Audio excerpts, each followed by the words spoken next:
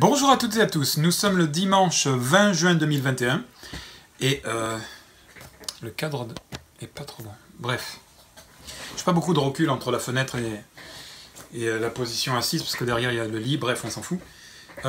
Aujourd'hui je vais vous partager l'extrait d'une émission que je suis en train de regarder et qui s'appelle, laissez-moi retrouver ça, qui est organisée par l'Institut Rousseau et qui est un débat entre Thomas Piketty et Gaël Giraud, ces deux économistes connus et reconnus.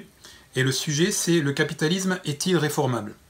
Donc là, j'en suis à peu près à 35 minutes de la vidéo, j'ai pas fini de la regarder, mais elle est très très intéressante jusque-là.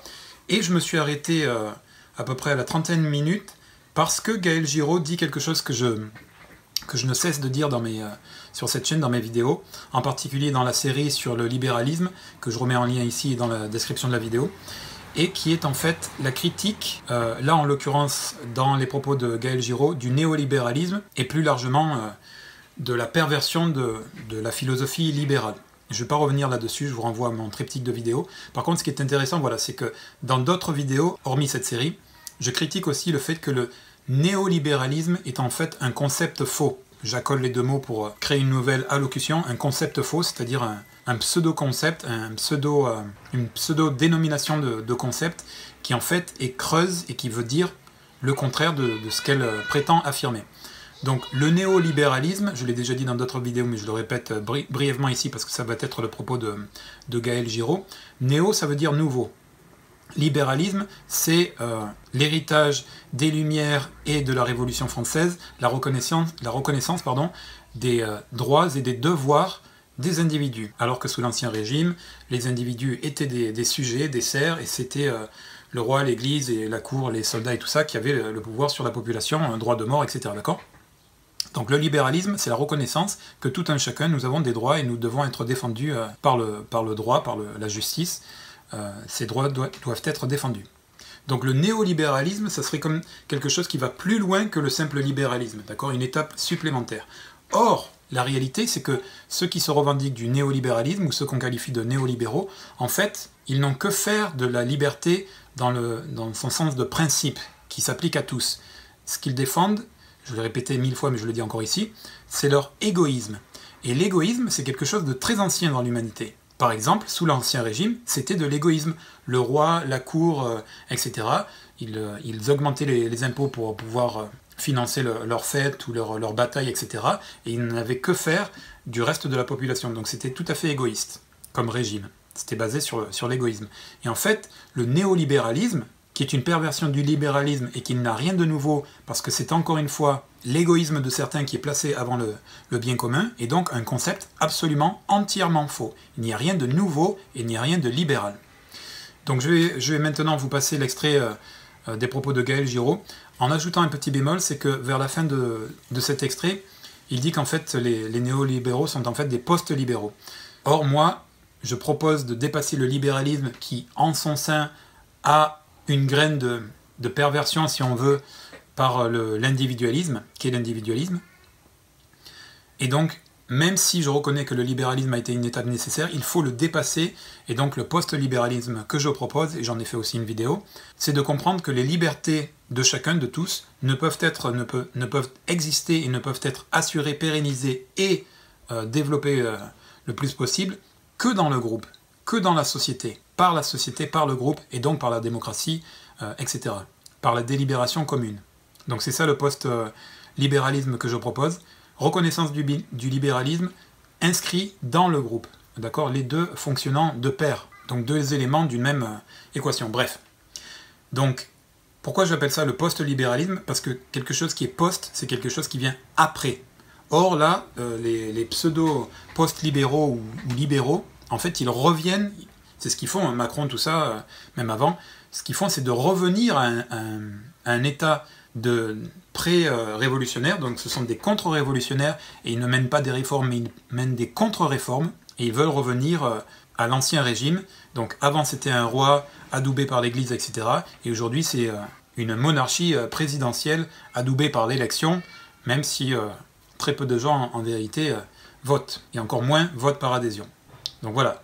Juste sur cette dernière partie du propos de Gaël Giraud, je pense qu'il ne faut pas dire post-libéraux, mais simplement des égoïstes qui cachent leur égoïsme derrière le libéralisme ou le pseudo-néolibéralisme.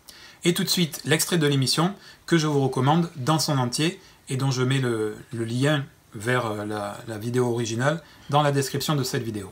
Bon visionnage.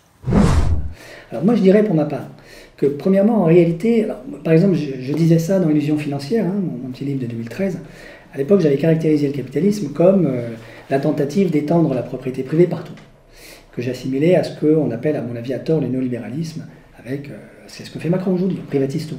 On privatise la SNCF, on privatise ADP, on privatise EDF, il va bientôt privatiser la Caisse des dépôts pour pouvoir livrer la gestion du livret A uniquement aux banques privées. Pourquoi dis-tu à tort néolibéralisme, ce qu'on appelle parce que le néolibéralisme donne l'idée à tort, à mon avis, que les néolibéraux sont les héritiers des libéraux du XVIIIe.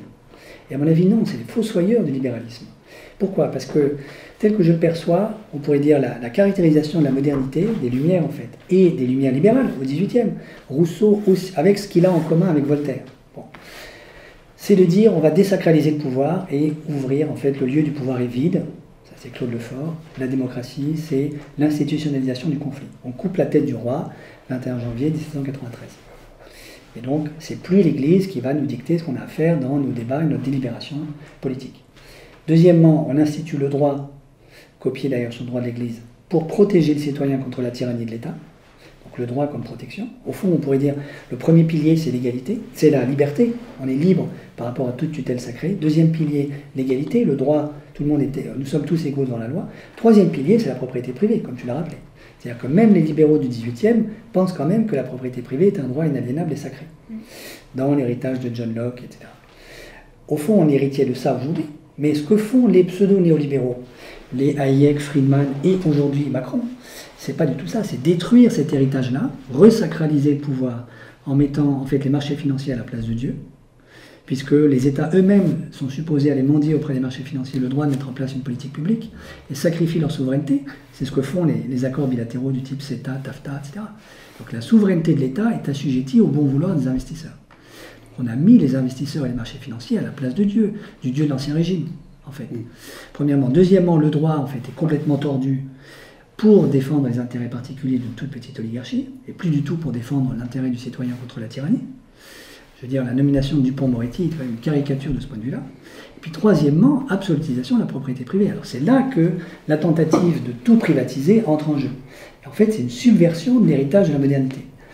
À mon sens, le renouveau de la proposition de l'utopie moderne, c'est on rétablit la désacralisation du pouvoir, par exemple on régule la finance, c'est absolument indispensable, par exemple on sépare les banques, etc. Deuxièmement, on rétablit l'état de droit, qui est complètement bafoué, à commencer par le gouvernement lui-même, aujourd'hui. Et puis troisièmement, on substitue à la propriété privée et aux biens privés, comme, disons, ceux qui seraient en charge d'incarner l'utopie libérale, on les substitue les biens communs. Et donc quelque chose qui a à voir avec une propriété socialisée. Et les post-libéraux, en fait, ceux qu'on appelle à tort les néolibéraux, qui sont faits des post-libéraux, font exactement le contraire. Détruisent les communs, ça c'est un vieux combat depuis 6 siècles, assujettissent le droit aux intérêts privés et resacralisent le pouvoir. C'est dans ce sens-là. Hein. Alors,